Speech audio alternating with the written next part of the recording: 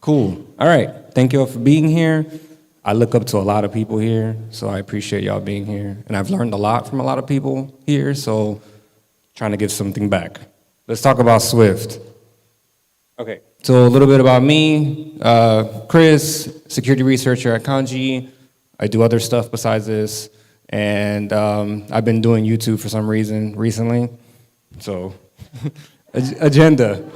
So we got 25 minutes, so we got a lot to cover. Swift is complicated. Brief history, name mangling, bunch of stuff. Not gonna read all that. We're gonna just dive in. Okay, so why should we care? Well, as much as I love reversing ObjC, I've been seeing a lot more Swift binaries.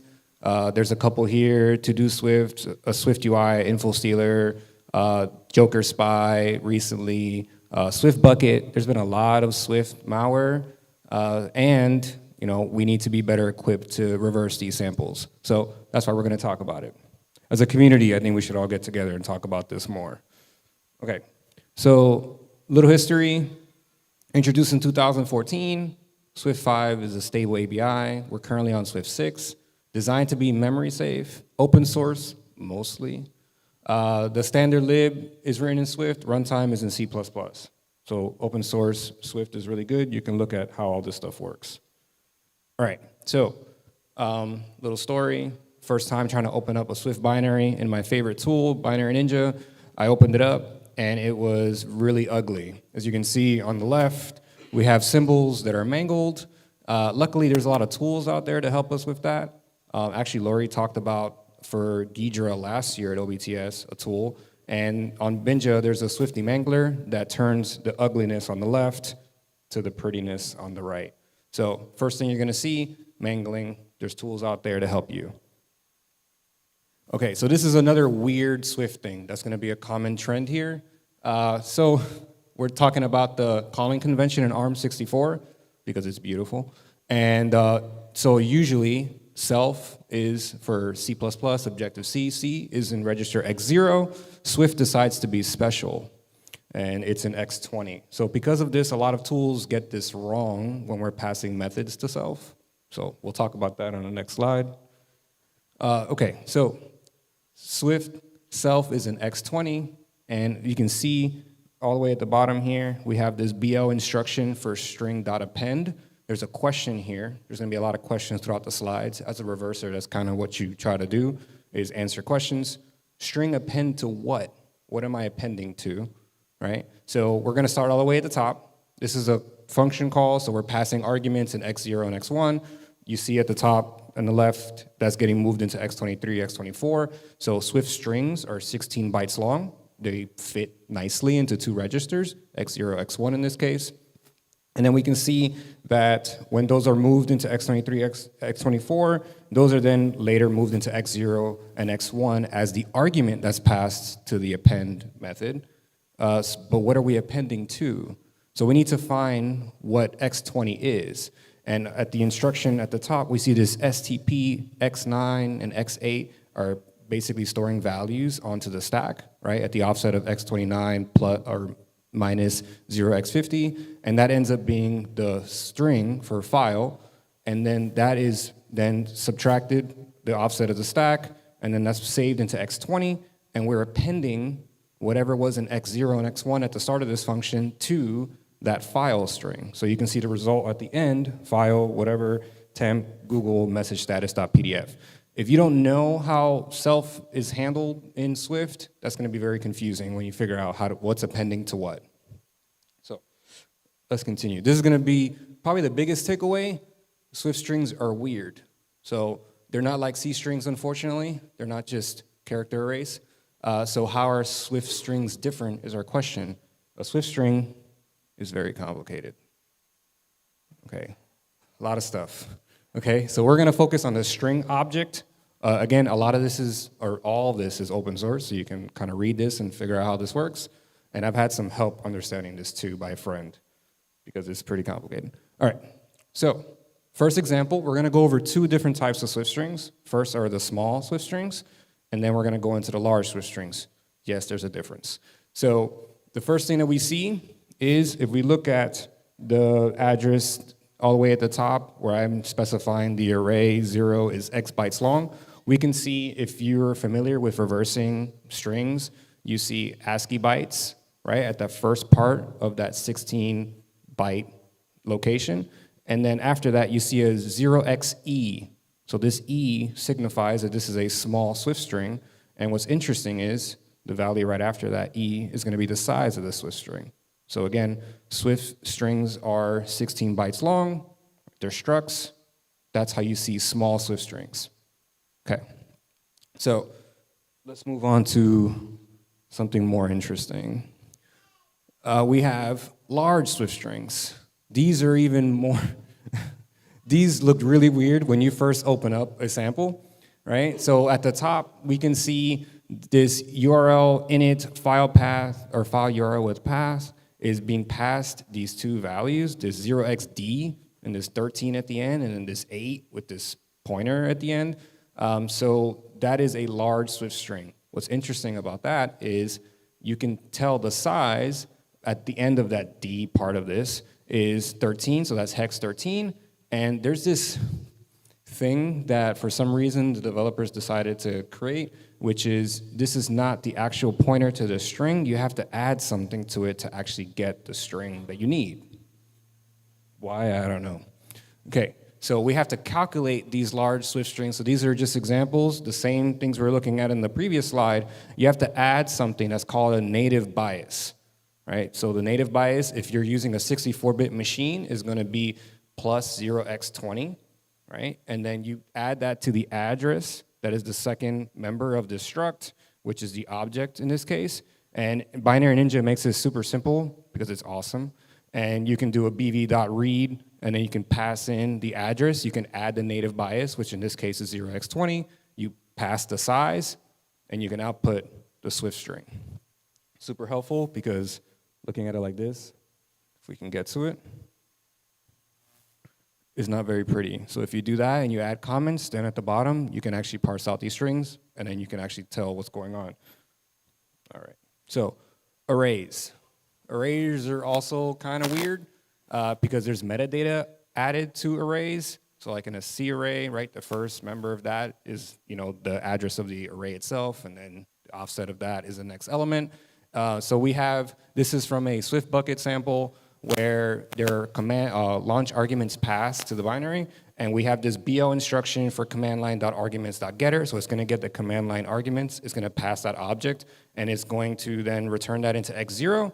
And the first thing that we see, there's a couple questions here, what is loaded into X8? We have this offset of X0 plus 0x10, right? So if that's C, that would be like the second element, but in Swift that's kind of weird. And we have a comparison, which if you've looked at this stuff before, it looks like it's comparing against argc, right? The count of arguments, that would make sense. And if not, it does a branch if lower to another address. So we're gonna figure out what these different offsets are to this array that was returned. You can see the code for the arguments array there. It returns an array of strings, Swift array of strings. Okay, so there's a lot of arrows here. We're gonna do the best we can here. Okay, so at the very top of this, we have the object itself that was returned. You can see at the offset of 0 is actually the metadata. There's a lot of metadata in Swift. It's really important for how Swift works. We'll touch on that later. And then plus 0x10 actually ends up being the element count. So this is the count of elements in the array, right? So that's what this was looking for, to compare against the count. All right, so then after that, we have the first element is going to be in plus 0x20, and so on for all the elements inside of this array. So it's similar to a C array, but there's extra stuff at the top. Very important to know. This is another example from another sample that I looked at this year. Just again, it has the pointer at the top, it has the element count, and then the first element here is at plus 0x20, which in this case is a small Swift string for PDF. You can see the hex bytes there, 666470, and then the other object is going to be the 0xe3, which is for 3 bytes. Okay, so Another thing that's interesting about Swift is this concept of like these heap objects.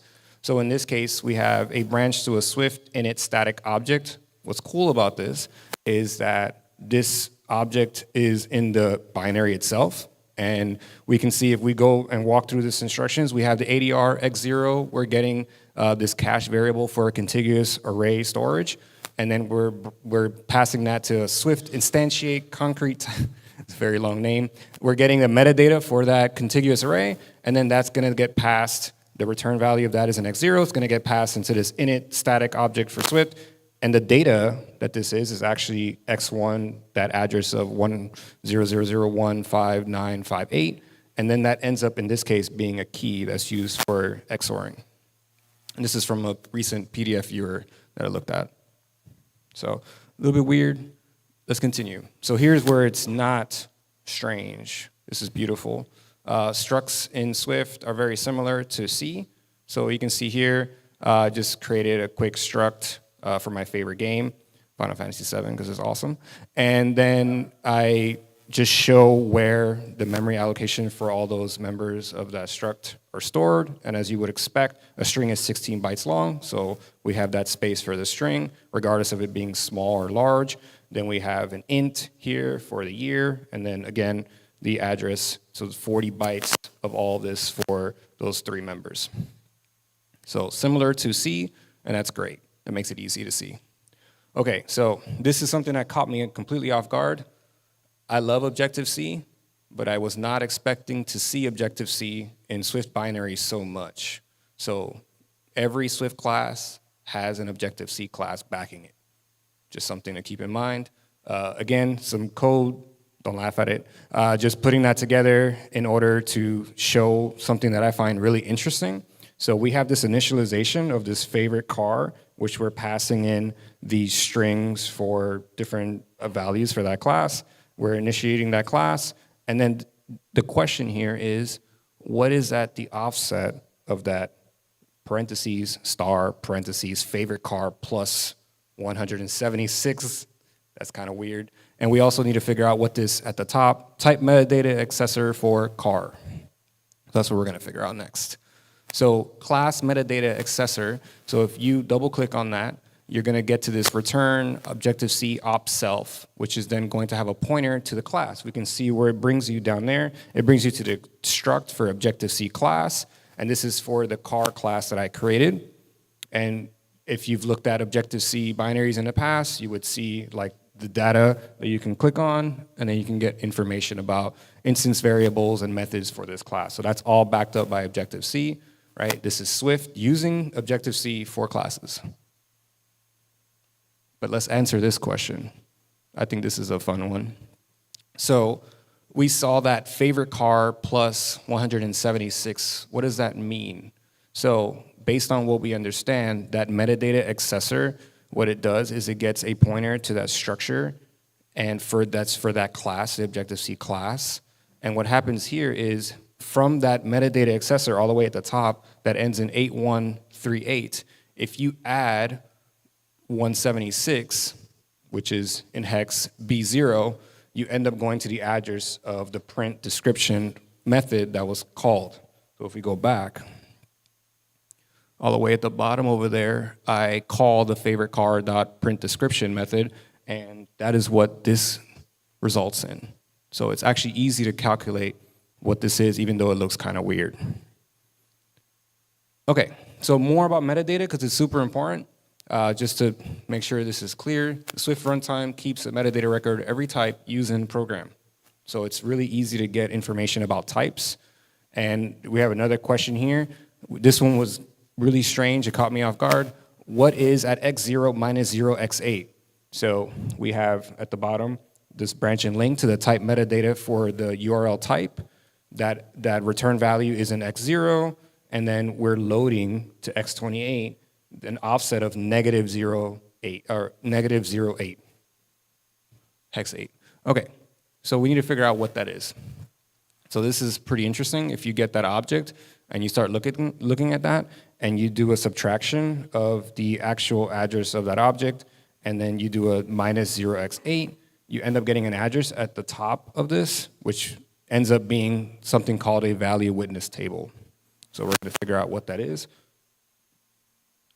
Okay, so for each type, there's going to be this value witness table, which is going to contain function pointers that are relative to the type. So we can see here, this is just basically a V table of function pointers that we got the address based on that -8, right? So we get to that address. These are all pointers to different functions, and we can look at this one as an example, initialize buffer with copy of buffer. So this is just stuff that has to do with dealing with types. So for anyone that's interested in value witness tables, that link there is incredible from 2016, which goes over a lot of this stuff and like memory stuff with Swift, which is really cool. Okay, so this is my effort to try to help with parsing out these large Swift strings.